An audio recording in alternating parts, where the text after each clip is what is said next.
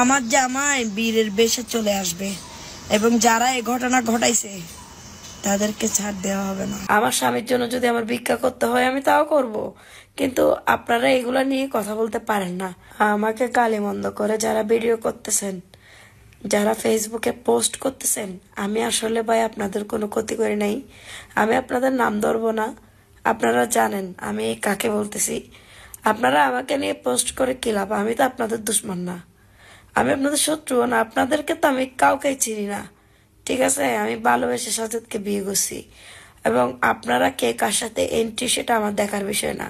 আমি যদি আপনাদেরকে নিয়ে পোস্ট করতাম, আপনারা আমাকে নিয়ে পোস্ট করতেন, এটা একটা সৌন্দর্য। এখন আপনারা, আমি চাকরি করছি বিদেশে, অবশ্যই আমি চাকরি করছি ভাই।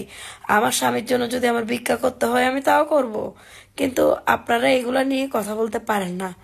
আপনারা যারা আমাকে নিয়ে মিথ্যা অপপ্রচার, মিথ্যা লাইভ করতেছেন, স্ট্যাটাস দিচ্ছেন, আমি সবকিছুর ভিডিও রেকর্ড করে আমি সাইবার ক্রাইমের মামলা করছি আপনাদের বিরুদ্ধে। ইনশাল্লাহ সবকিছুই একদিন সমাধান হবে।